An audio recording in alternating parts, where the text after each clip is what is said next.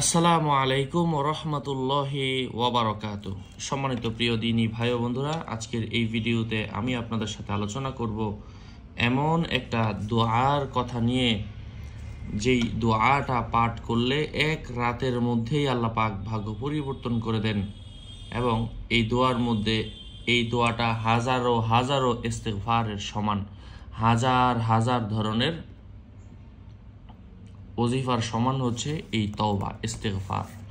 এমন কিছু তওবা আজকের এই ভিডিওতে আমরা শেয়ার করব, যা পড়ার মাধ্যমে আল্লাহ সুবহানাহু ওয়া তাআলা একজন মুমিন বান্দার ভাগ্য পরিবর্তন করে দিবেন।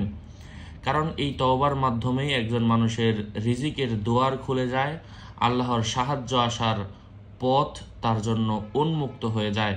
এমনই কিছু দোয়া আজকে এই ভিডিওতে শেয়ার করব। সাথে আছি আমি মুফতি জুবায়ের বিন ইমাম। যদি এই ভিডিওটি আপনি প্লে করে থাকেন তাহলে শেষ পর্যন্ত শুনবেন। হতে পারে আল্লাহ পাক এই বাণী, এই বার্তাটি আপনার সামনে পৌঁছে দিয়েছেন আপনার ভাগ্য পরিবর্তনের জন্যই।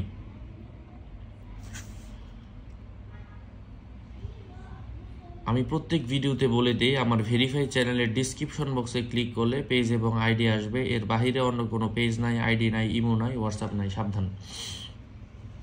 বেশি পরিমাণের আস্তাগফিরুল্লাহ পড়তে থাকবে। মুসলিম এবং মাওকুফ সূত্রে কেন আস্তাগফিরুল্লাহ পড়বে? আল্লাহ রাসূল সাল্লাল্লাহু আলাইহি ওয়াসাল্লাম বলেন, ইন্নী লা আস্তাগফিরু ফিল ইয়াউমি কুল্লা ইয়াউমিন ৭০ মাররাতান আকসারা মিন ৭০ মাররাতান ওয়া ফি রিওয়ায়াতিন আকসারা মিন ১০০ মাররাতান।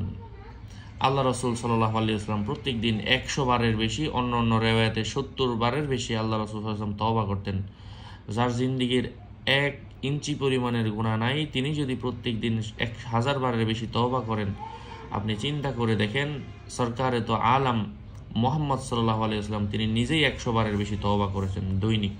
আচ্ছা, খাঁটি মনে ধ্যানের সাথে ৩ বার অথবা ৫ বার এই কালিমা অর্থাৎ এই ইস্তিগফারটা করতে হবে। যেমন আস্তাগফিরুল্লাহাল্লাযী লা ইলাহা ইল্লা হুয়াল হাইয়ুল কাইয়্যুম ওয়া আতুবু ইলাইহি।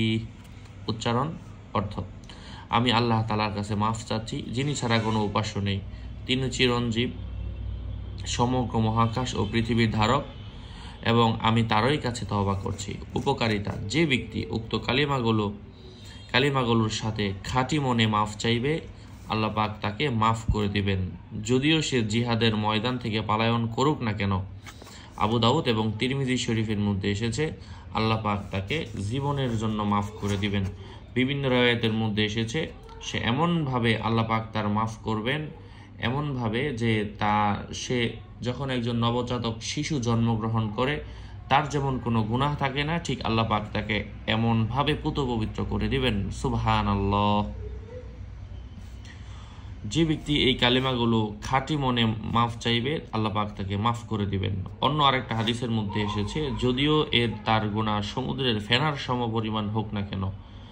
আরেকটি বর্ণনায় এটা ৩ বার অথবা ৫ বার বর্ণিত হয়েছে। এই হাদিসটাই তিরমিজি, ইবনে হিব্বান, তাবারানি এবং মুসান্নাফ ইবনে আবি শাইবা এই জাতীয় কিতাবের মধ্যে এসেছে। এবং এসব শব্দ বেশি বেশি পরিমাণের ইস্তিগফার করতে থাকবে। রব্বি গফিরলি ওয়া তুব আলা আন্নাকা আনতাত তাওয়াবুর রহিম।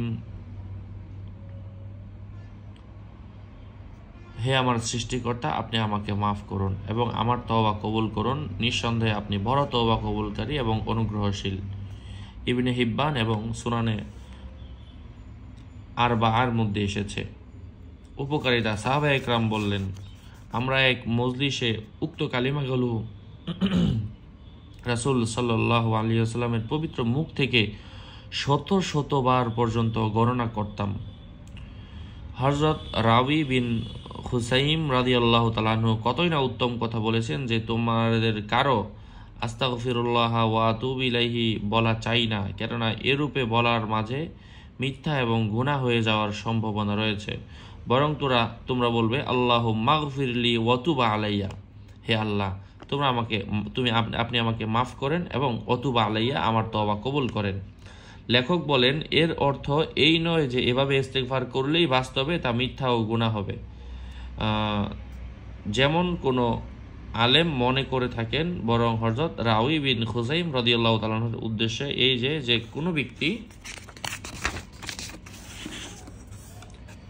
কোনো ব্যক্তি অলসতার সাথে অপারগ হয়ে আস্তাগফিরুল্লাহ ওয়া আতুবু ইলাইহি বলে, অথচ তওবার প্রতি তার মনোযোগ নেই এবং গুনাহের কারণে তার মধ্যে অস্থিরতা নেই, এমন অবস্থায় এটা নিঃসন্দেহে একটি গুনাহের কাজ, যার শাস্তি হচ্ছে যে তার দোয়া কবুল হবে না।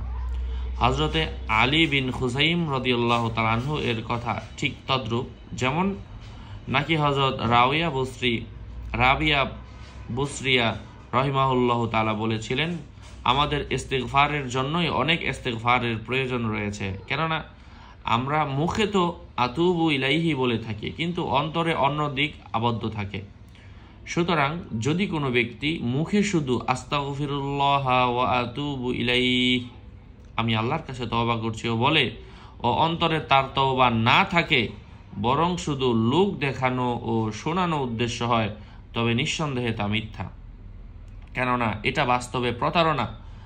অবশ্য তওবা ও ইস্তিগফার যদি অন্য মনস্কতার সাথেও হয়, তবে তাও ফলহীন হয় না, কারণ হতে পারে তার এ দোয়া কোনো বিশেষ কবুল হওয়ার কারণে তা কবুল হয়ে যাবে। কেননা প্রবাদ বাক্য আছে যে ব্যক্তি কারো দ্বারা কারাঘাত করতে থাকে, কখনো না কখনো উক্ত দ্বার খুলেই যায়, সে ভিতরে প্রবেশ করে।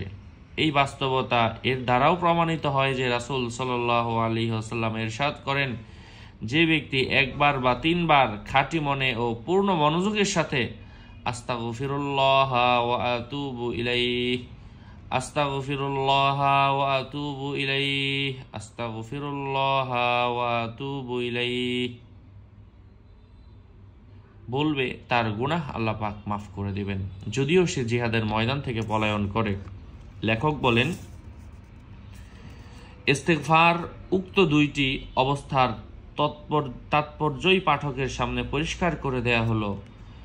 এখন যে পন্থায় তাদের নিকট উত্তম বলে ধরা হবে, সে তা মেনে চলুক।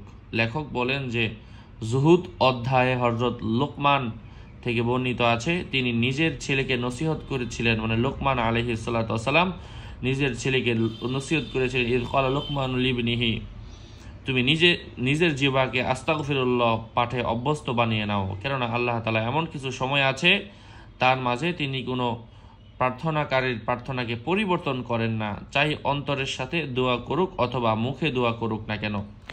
এজন্য আসুন আমরা যারা আস্তাগফিরুল্লাহ পাঠ করি, ইস্তিগফার পড়ি, আমি মনে মনে এইভাবে করব যে আস্তাগফিরুল্লাহ ওয়া আতুবু ইলাইহি, আমি আল্লাহর কাছে তওবা করছি, প্রত্যাবর্তন করছি, আমি এমন পাপ আর জীবনে ভুলে কখনো করব না, আমার মাধ্যমে যেন এই গুনাহগুলো না হয়, ভবিষ্যতে আমি করব না, না করার প্রতিজ্ঞা করলাম, এবং আমি যা করেছি সেই জন্য লজ্জিত হলাম। এই কথাগুলো মনে নিয়ে যদি আপনি ইস্তিগফার করেন, বেশি করতে হবে না, কমপক্ষে যদি আপনি 3 বারও করেন, কারণ এখানে আমরা দেখেছি যে আল্লাহ সাল্লাল্লাহু আলাইহি ওয়াসাল্লাম ইরশাদ করেন, যে ব্যক্তি একবার বা 3 বার খাঁটি মনে পূর্ণ মনোযোগের সাথে বলবে, তার গুনাহ মাফ হয়ে যাবে। ওয়ালাদাতকা ইয়াউমিন ওয়ালাদাতহু উম্মুহু, যেদিন তার মা তাকে প্রসব করেছিল, ওই দিন যেমন তার গুনাহ ছিল না, ঠিক এখনও তার এমন গুনাহ থাকবে না যদি সে এমনভাবে ইস্তিগফার করে। আল্লাহ পাক আমাদেরকে বোঝার তৌফিক দান করেন। আরও আপডেট পেতে সাথেই থাকবেন, সুস্থ থাকবেন, ভালো থাকবেন, সদকায়ে জারিয়ার নিয়তে বন্ধুদের কাছে শেয়ার করে জানিয়ে দিবেন। আসসালামু আলাইকুম ওয়া রাহমাতুল্লাহ। এই কালিমাটা এই জন্যই বললাম যে এই ইস্তিগফার যদি কোনো ব্যক্তি বেশি পরিমাণের করে, আল্লাহ পাক তাকে মাফ করে দিবেন। আল্লাহ পাক তাকে এই ওজিফার কারণে তার উপর সন্তুষ্ট হবেন, তার ভাগ্য খুলে যাবে, এবং এক রাতেই ভাগ্য পরিবর্তন হওয়া সম্ভব কোনো ব্যক্তি যদি এভাবে করে। আল্লাহ পাক আমাদেরকে আমলের তৌফিক দান করেন। আসসালামু আলাইকুম।